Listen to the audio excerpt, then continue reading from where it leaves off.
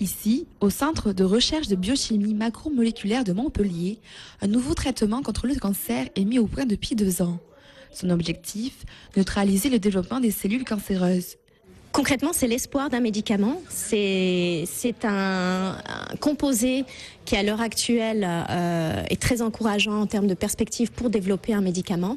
Mais de notre laboratoire où nous développons cet outil, ce composé, jusqu'au jour où il sera disponible pour le patient, il faudra bien compter 5 à 10 ans. Pour l'instant, cette technique n'est qu'à l'état expérimental in vitro, mais elle marque une avancée majeure dans le traitement du cancer du poumon et du mélanome. Pour arriver à ce résultat, il aura fallu à May Morris du temps, mais aussi et surtout une équipe de choc. Ce sont 12 têtes chercheuses qui, chacun dans leur domaine, ont travaillé, pensé et expérimenté ensemble le projet.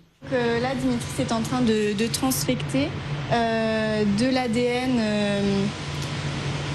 et de l'ARN pour voir en fait l'effet de cet ADN qu'on a endommagé en fait, d'image DNA, pour voir l'effet sur les cellules et regarder l'expression des protéines, etc.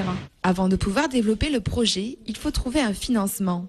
La Fondation ARC, Association pour la recherche sur le cancer, après évaluation du projet, a décidé de parrainer les travaux en donnant 50 000 € pour une durée de 2 ans. Ce projet est majeur parce que si les résultats prouvent une efficacité dans les molécules mises au point par le docteur Morris, on peut espérer sauver des gens qui sont atteints par le cancer du poumon, dont on sait aujourd'hui que c'est un cancer malheureusement qui a un très mauvais pronostic, puisque le taux de survie à 5 ans est malheureusement inférieur à 20%.